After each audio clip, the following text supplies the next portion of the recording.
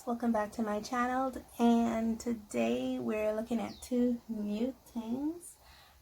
First of all, I like to introduce you to my new sketchbook that I'm working out of. This is a sketchbook that I put together. I'm sure I would have hopefully put the video up where I made the sketchbook or put together this sketchbook completely from scratch before I do this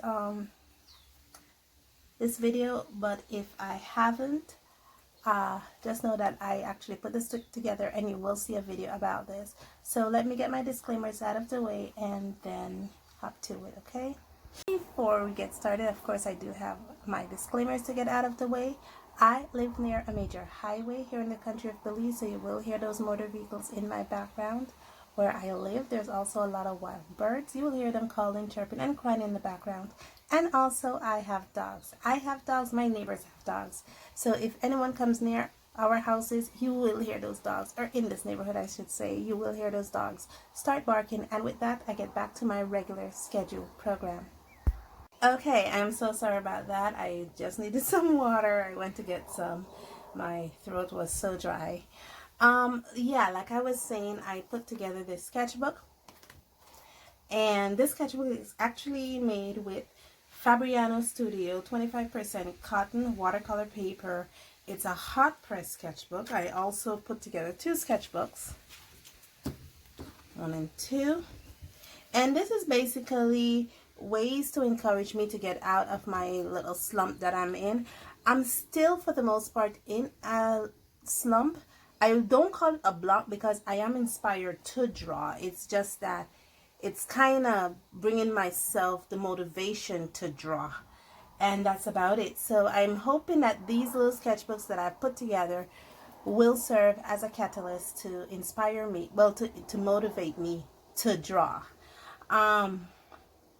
Further motivations that I did with this sketchbook is not only did I made it with hot press watercolor paper, 300 GSM, but I also put prompts on each page of this sketchbook.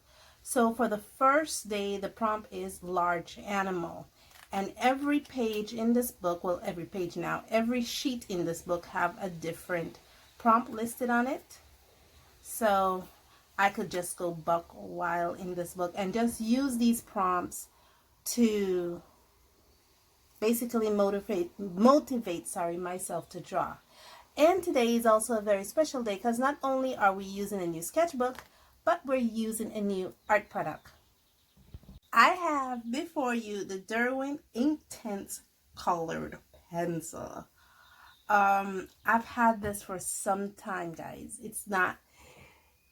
I didn't just get this. I've had this looking at me, staring at me for a few months now. I mean, I dare say it's been more than almost a year or so. I've had the set staring at me. This is the 12 set of colored pencils. I believe they make up to a 72 set of this. I also know that these comes in a 6 set. This is a 12 set. It has a 24 set and a 36 set. And it comes up to the max color set in this range is actually 72. What makes these coloring pencils so amazing is that they are a versatile water-soluble pencils that can be used in on a variety of surfaces, including paper to fabric. They produce a vivid ink-like color that is highly pigmented and permanent once dry. So guys, these pencils are not like some watercolor pencils that I have that once you have activate its watercolor properties, you can actually go back in there and charge that watercolor properties back up. These are not like that. Once they're dry, that's it. They're permanent. And let's take a closer look at these pencils, shall we? Okay, so these comes in a metal tin. Kind of nice metal tin. Within the lid of the metal tin, it does give you some information about the Derwent company, that it's started in 1832, and basically it has this information in 5 different languages, including English. This doesn't come with the pencil, guys. This is just so that when I do open my box up, I can do a first impression because, as you can see, I haven't swatched them out yet, but I promised myself I would. So that's why I have my swatch paper all lined up in here. To the back of this, again, it gives you some information about the Derwent, about these pencils in here. Tells you about the full color range line, that it has 72 colors in its color range, and that it's water soluble, highly pigmented. One of the things I find interesting on this tin is it not only the amazing artwork, but it also has like the color representation that is in this set here, and it tells you the name of the pencils that are here. As you can see, it's still sealed. I still have the plastic seal on it. Yeah, so I have to open this up, and let's take a closer look at these pencils. So let me open it up right now. OMG, do I have to stop it just to open this thing up? Okay, dead.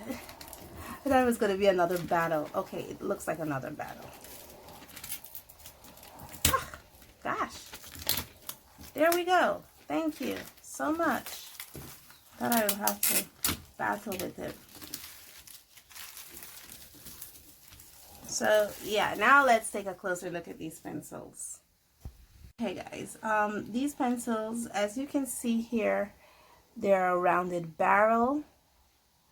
It comes with this beautiful dark blue coating on the pencil. It does have a separation here of a light blue color, almost metallic. That signature kind of separation that Derwent produces, and it does have a color indicated on the tip here to tell you what the color representation is of this lead. It has a, I believe this is a color number, apple green, and the 1400 is its color number. It has the Derwent logo, Inktense, and the Aquarelle symbol, and London. And like all Derwent products, it does have these letters engraved in the barrel of the pencil. I'm not sure what these letters, I'm not sure what these letters represent, but please let me know in the comments below if you know. It's a beautiful set of pencils. It comes pre-sharpened, and I'm thinking from the size of it, it's like maybe a 3.8 or a 3.4 millimeter lead. It has somewhere between there, the diameter of the lead is, but it feels very nice.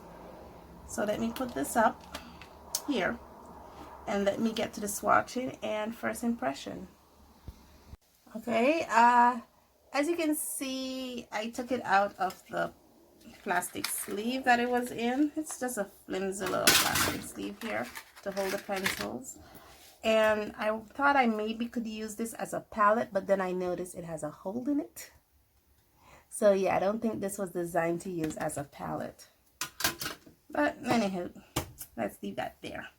And let's get into the first impression of these pencils. The first color I have in my hand here is Sunny Yellow. That's a number 0200. And these pencils are really soft, guys. They're really soft. They almost reminds me of a Prismacolor, but it's not as soft as the Prismacolor. It just is really soft. I'm just layering it up really well because it's like, it's supposed to be vivid. Let me write my color name here in my spot that I have provided here.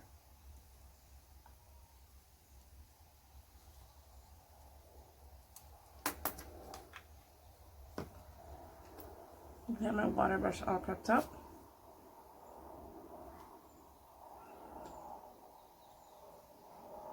Oh wow, they aren't joking about this Inktense quality. Look at that. I mean, I could almost fill this entire line up, or this entire row up with this color. And I'm actually not using the entire coloring pencil color I'm using. I'm just using about half of it because I'm leaving this half here to kind of show how the pencil look when it's dry. And it's, wow, that's really bright. Oh my goodness, you're not showing it. Look at what I'm looking at. the glare. Oh gosh, I'm so sorry guys, but yeah, you see how bright that is. And like I said, I could actually fill this entire row up here with this, and it's only half of this I'm using. So yeah, they're really bright. So let me do the rest of this, because this camera doesn't look like it want to participate with me today. So let me time lapse the rest of this swatch out, and then we'll talk about it at the end, okay?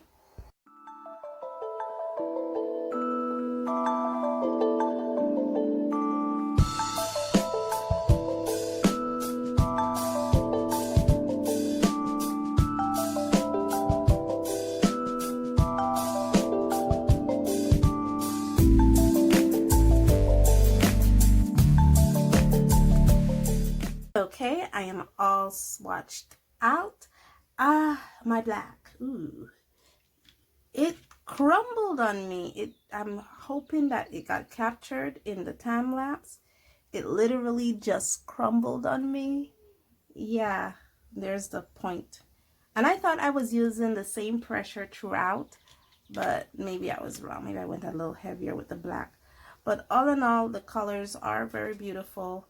One thing I noticed is that the color representation in, if I could bring the close to you. Sorry. The one thing I noticed is that the color representation in its pure pencil form is much different than the color representation when it's watered out. And the colors I'm looking at is actually this color called Bark. If you notice here, it looks really, really black, this one. Would you focus? You're focusing on the wrong thing. You're focusing on my hands. I want you to focus on Bark. Yes. Yeah, this one right here where my thumb is at. You can see it looks black in its pure pencil form, but when you swatch it out, you do see that almost brown tinge coming out. The same thing with indigo. Indigo does have this very, very dark, almost to a black kind of color, and when it's swatched out, then you're able to see, when it's used its watercolor effect, then you're able to see the indigo. And that's the only thing I've seen with it. So I guess it's actually made to produce its watercolor effect. Let me bring this back up. Okay, yeah, like I was saying, I'm thinking that these set of pencils were actually designed to use its watercolor effect, because when it's in its original form, its actual pencil lead form, you really don't see the trueness of the color name until you use the watercolor, until you use water on it to actually bring out the trueness, like Bark and indigo. You really don't see that trueness, that blue tinge in the indigo. Other thing that I noticed is that it didn't come with a white, which the other cheaper brands of coloring pencils that I am used to, watercoloring pencils that I am used to, do bring a white. So that's just something I noticed. The other thing that I've noticed is the difference between the warm colors and the cool colors. Like for instance, it doesn't bring a cool yellow. I mean, it has this beautiful sun yellow here, but there's no cool yellow here. I mean, there is tangerine, but that's an orange. And I'm thinking maybe the baked earth maybe should act as a cool yellow in this set. And the sun yellow should be its warm yellow. And I'm thinking here that fuchsia is supposed to be its cool red, while poppy red is its warm red. And when it comes to the blue, deep indigo is supposed to be its cool blue, while sea blue is supposed to be its warm blue. And it didn't give me a traditional warm blue like phthalo blue or cerulean blue. It gave me this sea blue here. It's just little things. And it actually, this set came with three different greens. It came with a teal green. It also came with a apple green, and it came with a leaf green. And the difference between the leaf green and the apple green is that the leaf green is a little bit more warmer than the apple green, but the teal green is still more warmer than the apple green. I'm just, kind of confused why it gave me three greens, two blues, basically 2 reds but only 1 yellows, which yellow is a color that I use a lot. Just some observation, but all in all, this is a beautiful set. And now that we have our medium out of the way, let's go into our prompt for today.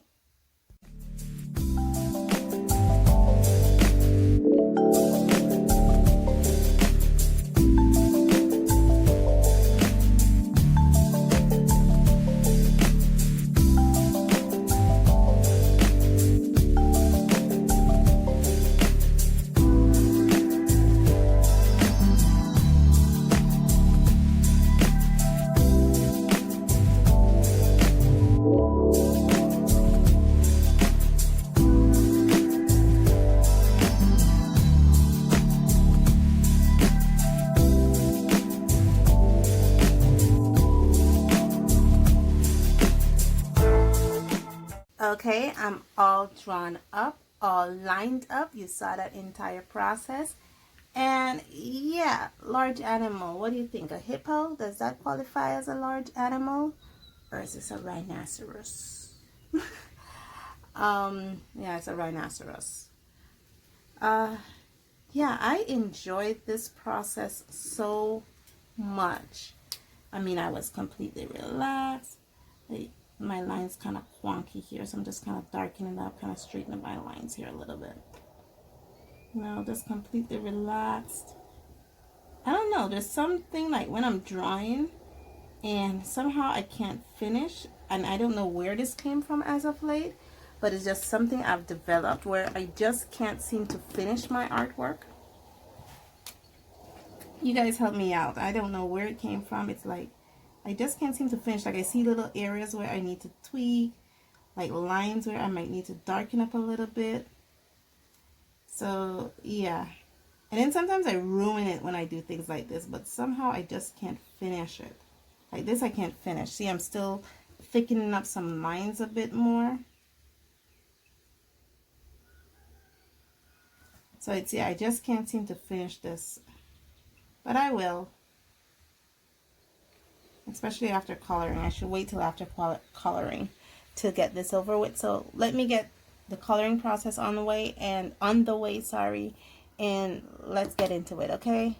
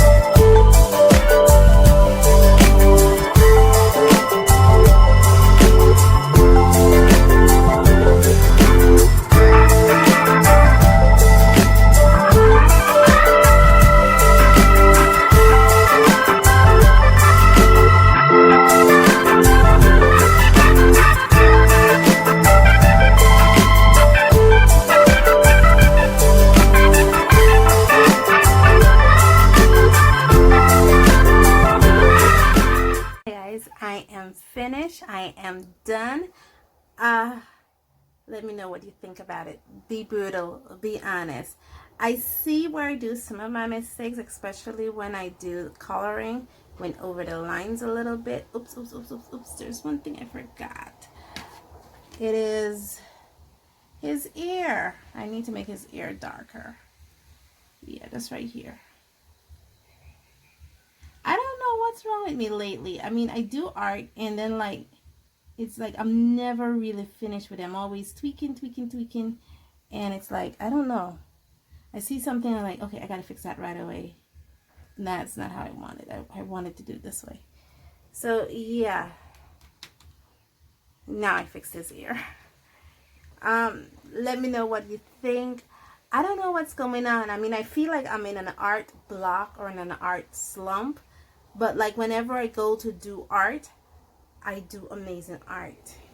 So I don't know if my art is actually evolving, and I'm at that stage where it is evolving. So I don't feel like me personally don't feel like I'm progressing, but when I do something, it's like, whoa, I did that. So I guess I'm evolving here. The one thing that I noticed, and I hope I showed it during the time I colored, is this brown here, this earth brown.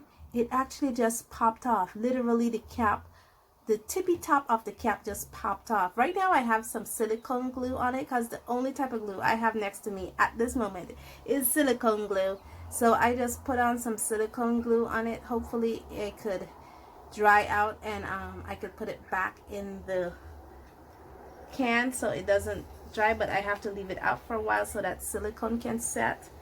But yeah, that just popped off while I was coloring. Literally just popped off and exposed the pigment that was underneath. That wasn't nice. But all in all, I did have fun with it.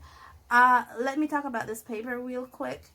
This paper didn't buckle at all. Like I said, this is the Fabriano Studio 300 GSM, 140 pounds, 25% cotton, hot press watercolor paper that this sketchbook is made from, and it didn't buckle at all. It was able to take the amount of washes, and I worked on my little hypothalamus here. Is it a hypothalamus? I worked on my little hypothalamus here, or my rhinoceros, sorry. I worked on my little rhinoceros here for quite a bit, and it didn't buckle. There's no buckling in the paper whatsoever, and look, nothing on the other side.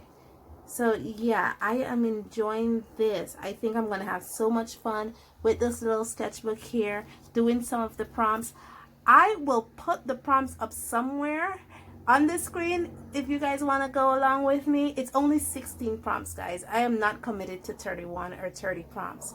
So it's only 16 prompts. If you want to follow along with me, I will definitely put it somewhere on the screen, and also I will also put those prompts somewhere in the description below if you guys want to follow along. 16 prompts. I think it's going to help me with my artist slump here. And thank you so much. Thank you so much for joining me on this journey.